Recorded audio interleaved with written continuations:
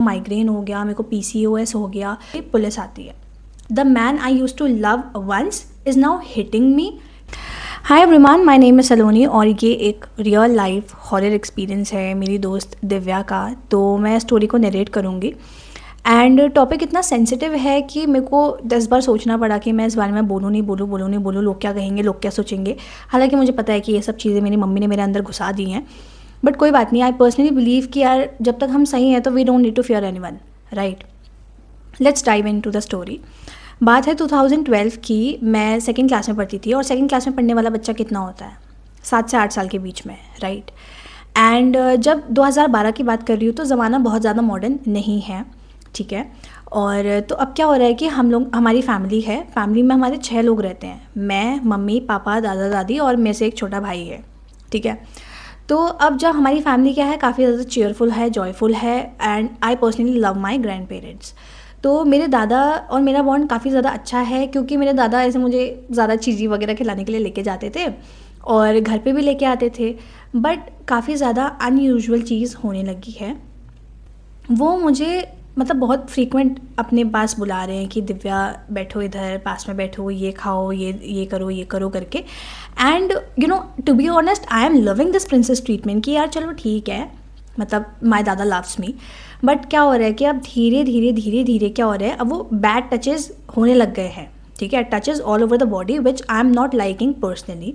तो अब मैं उस समय छोटी थी और 2012 में मेरे पेरेंट्स ने भी मुझे नहीं बताया था कि गुड टच बैड टच क्या हो रहा है करके, क्या होता है करके, ठीक है। तो मेरे को एट सम पॉइंट मेरे को लग रहा है कि यार ये गलत है, बट ऐसा लग रहा है कि यार शायद बड़े लोग हैं ऐसे ही करते होंगे, ठीक है। तो ज़्यादा ऐसे दिमाग में है नहीं बात। तो ये सब ऐसे है कि 3 महीने तक ऐसे लगातार होते रहा। 3 महीने बाद उन्होंने अपना लेवल अपग्रेड कर लिया है। मुझे मतलब शर्म आ रही है बोलते हुए कि वो मेरे दादा हैं करके। तो अब क्या होता है कि उन्होंने अपना लेवल अपग्रेड किया है और अब वो उस समय ज़्यादा टच वाले फ़ोन ज़्यादा यूज़ में नहीं थे, उस समय कीपैड्स फ़ोन हुआ करते थे। तो अब क्या हो रहा है कि अब वो कीपैड वाले फ़ोन में ही क्या है, ब्लू फिल्म्स वगैरह, ठीक है, पॉन्स वगैरह देख रहे हैं।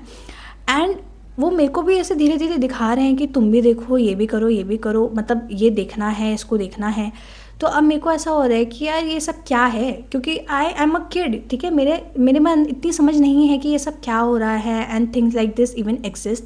तो मैं रिफ्यूज़ कर रही हूँ, ठीक है। तो मैं देख रही हूँ, मैं कह रही हूँ, मैं ऐसे बच्चे क्या करते हैं, भागने की कोशिश करते हैं ना, तो मैं भागने की कोशिश कर रही हूँ। एंड व्हाट इज़ हैपनिंग कि वो ना ऐसे मेरा हाथ खींच के ऐसे ला रहे हैं और बोल रहे हैं कि इसको देखो, इसको करना पड़ता है and this is the ritual, ये एक रिवाज है हमारे घर पे, ठीक है। उन्होंने मेरे को ये बोला। अब क्या हो रहा है कि अब मैं और ज़्यादा रिफ्यूज़ करने लगी हूँ कि नहीं ये वो कहे करके। तो अब क्या है, अब मुझे थप्पड़ भी पड़ जा रहे हैं, ठीक है। The man I use to love once is now hitting me. इतना डर मेरे अंदर आ गया है उनके लिए कि मैं अपने पेरेंट्स को भी ये बात नहीं बता पा रही हूँ कि ये सब क्या हो रहा है करके, ठीक है। और मैं उस समय छोटी थी। तो अब क्या हो रहा है कि जो पहले टच थे, अब वो फुल फ्लेजेड हैरेसमेंट बोल लो तुम, अब्यूजमेंट बोल लो तुम, कुछ भी करो, मतलब ये चल रहा है अब, ठीक है। And now at this moment I am unable to tell it to my parents. तो अब क्या हो रहा है, अब ये लगातार 1 साल तक चला कि हमारे घर में एक फाइन डे पुलिस आती है। अब पुलिस आती है और मेरे दादा क्या हैं, अरेस्ट हो रहे मेरी आंखों के सामने। अब ऐसा इसीलिए हुआ क्योंकि उन्होंने सिमिलर हैरेसमेंट माइनर का किया था मेरी ही लोकेलिटी में, ठीक है। अब क्या हो रहा है कि police I and when I am seeing him ना कि अरेस्ट होके जा रहे हैं, तो मुझे काफ़ी ज़्यादा खुशी मिल रही है ये चीज़ देख के, ठीक है। मैं मन ही मन खुश हो रही हूँ कि यार मेरे को ऐसा लगता था जेल जा रहे हैं तो अब कभी वापस ही नहीं आएंगे, बट आई वॉज रॉन्ग, ठीक है। वो 3 महीने बाद क्या है, उनको बेल मिल गई थी, वो आ रहे थे। अब क्या है कि अब वही मतलब चीज़ मेरे अंदर है कि यार मेरे को फिर से डर लगने लगा है कि यार ये फिर से आ रहे हैं, फिर से वही सब तो नहीं होगा मेरे साथ।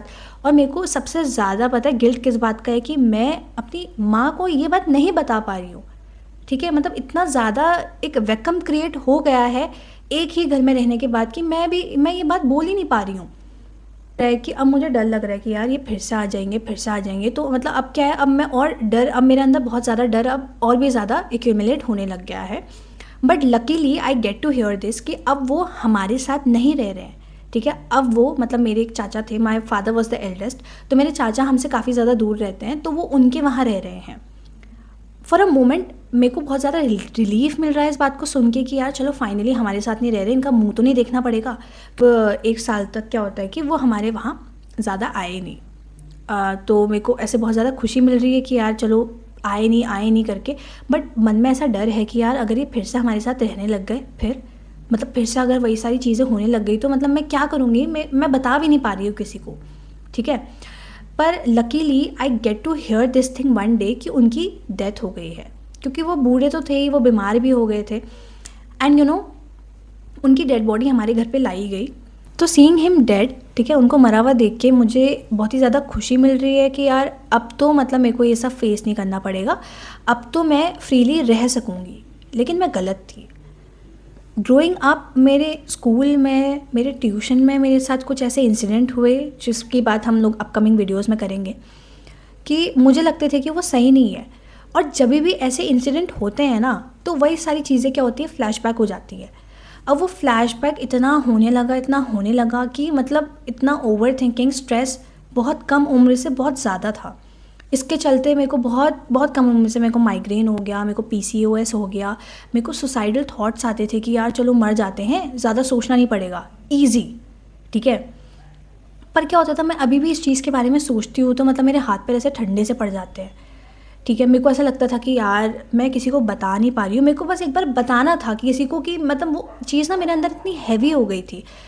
तो अब क्या होता है कि अब मैं अपने पेरेंट्स को तो बता नहीं पा रही हूँ, और मैं इसी के साथ बड़ी होते रही until one day I found my boyfriend. और जब उसने ना मेरे को ऐसे प्रपोज़ किया था कि यार रिलेशनशिप में आ जाते हैं, ये है वो है, तो मैंने सबसे पहले उसको ये बात बताई। एंड तुम लोग सोचो कि ये पहली बार है कि मैं किसी को इतनी पर्सनल बात कोई बता रही हूँ, ठीक है। तो अब मैंने उसको बताया है, और मैं ये नहीं चाहती कि यार कल के दिन ये मेरे पे कोई भी क्वेश्चन करे कि तुमने मुझे बताया नहीं, तुम्हारे साथ ये हुआ करके। तो मैंने उसको बताया और मैंने उस पर छोड़ दिया। मैंने बोला कि ये तो कहानी है, अब तुमको एक्सेप्ट करना है तुम करो, तुमको छोड़ना है तुम छोड़ो। एंड टू बी ऑनेस्ट उसकी साइड से इतना जेन्युइन एक्सेप्टेंस था, तो उस दिन से तो I even started loving him even more. और so yeah this was the whole story. And जब मैं ये सब सुन रही थी तो मुझे इतना अजीब, इतना ऑकवर्ड लग रहा था कि यार कितना टफ़ रहा होगा एक लड़की के लिए, एक बच्चे के लिए बेसिकली, जो एक ग्रोइंग उम्र से इतनी सारी चीज़ें फेस कर रहा है।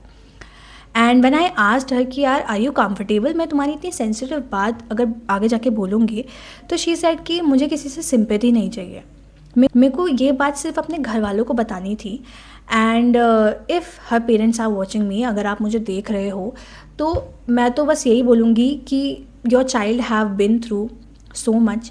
शायद आज अगर मैं यहाँ पे बैठ के ये भी बोल लूँ कि यार मैं तो एक लड़की हूँ, मैं तो रिलेट कर पाऊँगी कि उसने क्या क्या शी हैव बिन थ्रू, लेकिन आई कैंट, यू नो। एक जो इंसान जिस पे सफ़र हो रहा है, सिर्फ वही जानता है कि मतलब कितना ज़्यादा डैमेज है, कितना ज़्यादा लॉस है, कितना ज़्यादा दिमाग ख़राब होता है इन सब चीज़ों को लेके। एंड सो या आई जस्ट रिक्वेस्ट कि आप प्लीज़ अपनी डॉटर को सुनिए, उसको समझिए कि क्या क्या हुआ है, and you no yes, and make her feel comfortable around you.